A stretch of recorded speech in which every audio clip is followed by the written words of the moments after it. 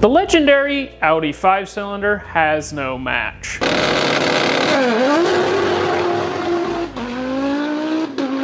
Or does it? GM produced the spiritual successor to the Audi 5-cylinder that was developed for the Quattro S1 Rally program, and it's been hiding right under our nose this entire time. For me, much of the satisfaction I get from hot rodding comes from the sound that the engine makes.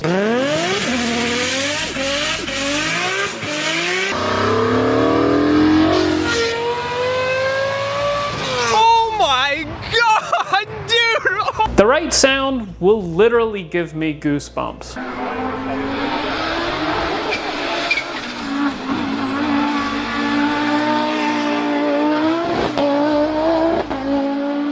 The problem is achieving the sound that I'm after can oftentimes be very expensive, but does it have to be? Today we're going to discuss 5 reasons why the Atlas 5-cylinder is the spiritual successor to the Audi 5-cylinder used in the Quattro S1 Rally program. And after that, we're going to swap one into a weird car from the 80s, and we're going to do it live.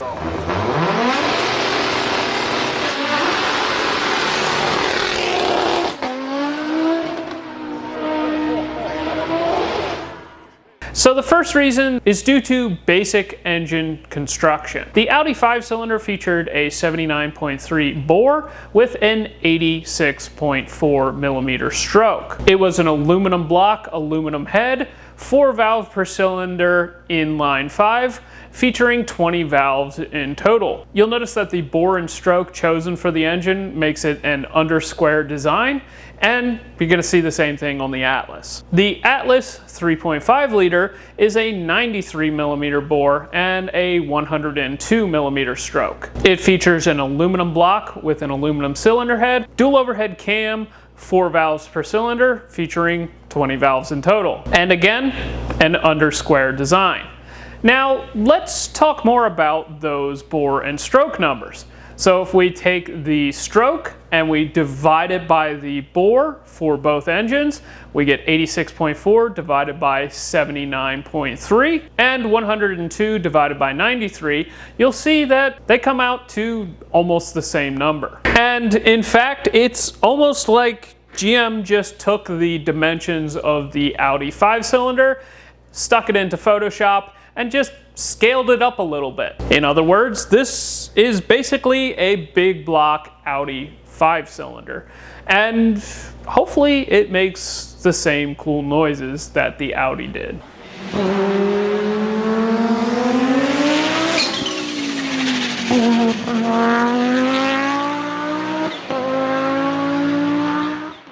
Alright guys, here's where we get into the good stuff. As I was doing research on the Audi 5-cylinder, I was looking at what kind of manifold that they used for the S1 Rally program. And that's because I intend to try to duplicate it for our project right here. What I noticed was that there was a sort of weird manifold on the Rally-cross exhaust manifolds. And what I found out that was actually an air injection manifold. Basically, on off-throttle conditions, they would inject air and inject more fuel on the cold side of the engine and cause it to light that fuel off in the exhaust manifold to keep the turbo lit so that when they were back on the throttle, all of the boost would be available and they could accelerate out of a corner with full power.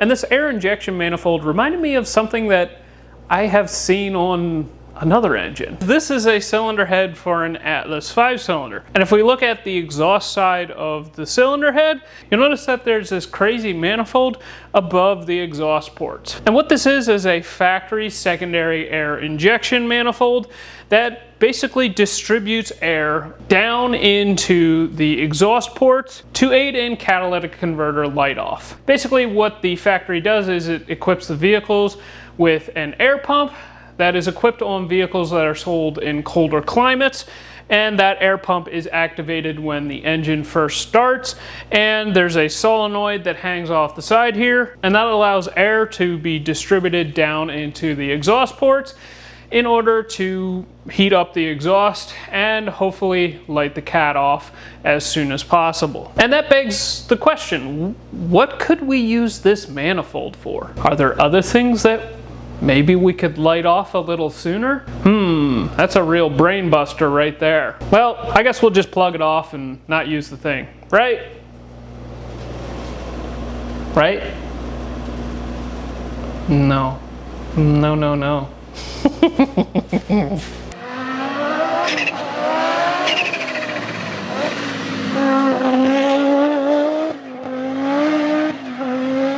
So what? They have similar dimensions. Well, it goes a lot deeper than that. The next reason is history. The Audi 5-cylinder was produced because they needed more power than the 4-cylinder that they currently produced could provide. However, they couldn't fit an inline 6, so why not just split the difference? What they didn't realize is that they had created a monster that would dominate many forms of racing for many years to come. And it became one of the most feared engines on dirt and on pavement. But what does this have to do with GM?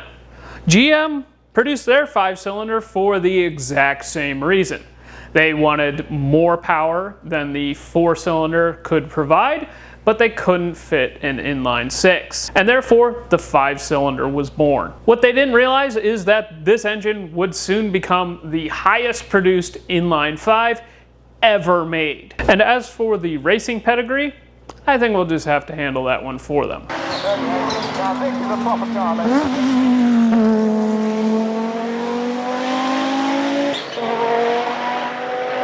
Now, if you've ever done research on this engine, you'll know that the firing order on these engines is different than almost any other inline 5. And because of that, a lot of people have said that these will never have the scream of the other 5-cylinders that are offered. But what I'm here to tell you today is that is just dead wrong. And it's simply a numbering issue. Now, normally with an inline engine, the number 1 cylinder is the cylinder that is furthest away from the bell housing. And we find that if we reorder the cylinders from front to back to front, that the firing order actually comes out to the exact same as all of the other ones. They just turned it reverse, and the pulses going into the exhaust manifold are going to result in effectively the same thing. A turbo LS engine has a particular sound.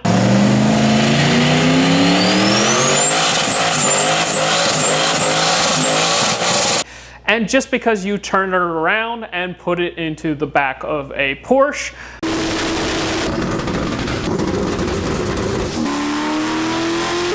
does not change how that engine sounds. So we should be able to get that 5-cylinder scream out of this engine right here. And if you disagree, we're all gonna know very soon. We'll talk about that later.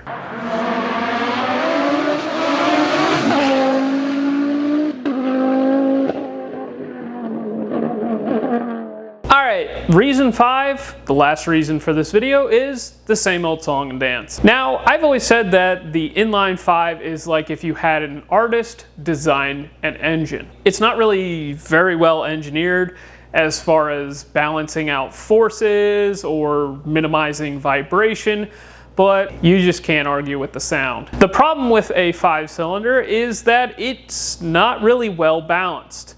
Sure, it doesn't have the issues that an inline 4 has with power stroke overlap or lack thereof, where basically there is a constant loading and unloading of the crankshaft every time the crankshaft receives a power pulse from the combustion. On the 5-cylinder, that issue is solved, but it doesn't have the perfect balance that you see on an inline 6, where every force that is seen at the front of the crankshaft is opposed by a force at the rear of the crankshaft. What I mean in English is basically the crankshaft in the engine is doing this kind of motion as the engine is running. And that can turn into a significant amount of vibration. Audi's solution to this problem was just to let the engine shake, and who cares? But modern quality standards require modern solutions, and unfortunately the Atlas 5-cylinder was equipped with a set of balance shafts. Now, I am very much not a fan of balance shafts in just about any engine. The only reason that you may want to install a balance shaft is to keep the bolts in the engine from rattling loose, but that's not really a good reason for me either. In my opinion, you should just let the engine shake, and I think that installing a set of shafts in the engine, which by design are imbalanced, and then spinning them at double the crankshaft speed is just stupid. So while this engine has the same issues with imbalance that the Audi 5-cylinder has, it is sort of masked to the driver to the point that you can't feel it, and frankly, we can fix that balance shaft problem, which is what we are going to do on this engine. All that junk is going into the scrapyard, and we are going to machine some plugs to block off the oil passages, and we are going to make this thing into the true successor to the Audi 5-cylinder. So how about that weird thing from the 80s? This is my 1980 Ford Fairmont station wagon, and a lot of you are familiar with this car if you've been following the channel for a while. And some of you might be saying, I thought this already had an Atlas 6-cylinder in it. Well, the reason that you haven't seen this car in a while is because it's kind of a pain to work on. I haven't really wanted to take this car back out on a drag and drive because if I had any issues, I knew it was going to be a total pain to fix them because everything is so tight in this engine bay. So we're going to take a page out of Audi and GM's book and take out that bulky inline 6 and install an inline 5 to give ourselves a little bit more room. But first, let's show you what we got. Now, I've been toying with the idea of swapping this engine out for another one for quite a while. I've thought about putting the VK56 into this thing. I've thought about switching out for an LT. I've even thought about putting a Gen 1 small block underneath the hood of this thing. But I think an inline engine makes the most sense for this particular car. I spent a ton of time on the cold air intake for this thing, and I'd like to keep the turbo in the same exact location as what it is right now. The problem is I don't have a ton of room up here in front of the engine. We've installed a much larger cooling fan to combat the overheating issues that we had in the past, and we installed one of the largest air-to-air intercoolers that we have ever run on this channel in the front of this car. Because of that, there is a large amount of real estate in the front of this engine bay that's dedicated to cooling. And getting access to the crank sensor, which is in the front of the engine, or anything else that might be up there, is an absolute pain in the neck. So why not shorten the engine by 4 inches and give ourselves a little bit more room? And since we are building the red Camaro that we introduced a few months ago, this car is kind of going to become obsolete. So why not make some cool 5-cylinder noises with this thing and breathe some new life into the project. Now, as far as the engine install itself, I plan to keep the turbo in as much of the same location as what it is right now. So we're going to build a compact 5-into-1 style exhaust manifold, much like what you see on the Audi 5-cylinder rally program. And of course we have that air injection manifold that we can do some fun stuff with. So we should have that Rally-cross 5-cylinder sound underneath the hood of this thing. But we're going to take it a step further, and that has to do with the intake manifold. I gotta say huge thanks to the guys over at MW Steel. They have hooked us up with one of their dual plenum style setups. If you're familiar with the Rally-cross program that Audi campaigned back in the 80s, you know that they ran one of these dual plenum style intakes. And we'll get into the science of how that dual plenum intake works in a later video, but I'm sure that that intake manifold also contributed to that scream of the Audi 5-cylinder that we have come to love. But here's the kicker. we're gonna do it live. That's right, the day after this video releases, we are going to go live on the channel, and chances are, if you're watching this video right now, we are live. Look forward to chatting with you guys throughout the week. So, what do you think, guys? You think I'm just blowing a bunch of hot air? Do you think that this Atlas 5-cylinder is the rightful heir to the 5-cylinder throne? Or do we need to prove it to you further? The goal with this Atlas 5-cylinder is to make more horsepower than the Rally-cross program in the 80s ever produced, which was around 600 horsepower. To me, that will be the nail in the coffin. All right, one last thing before I end this video off. I want to say a big thanks to my buddy Sartin Logic over on Instagram. He is probably one of the largest reasons as to why we're actually doing this project.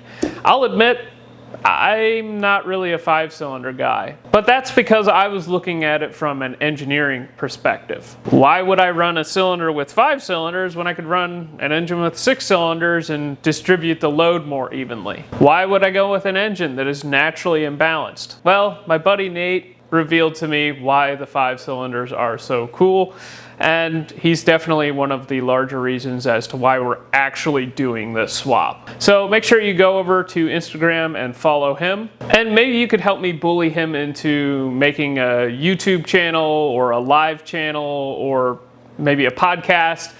The dude is so naturally charismatic. With that, we're gonna end this video off here.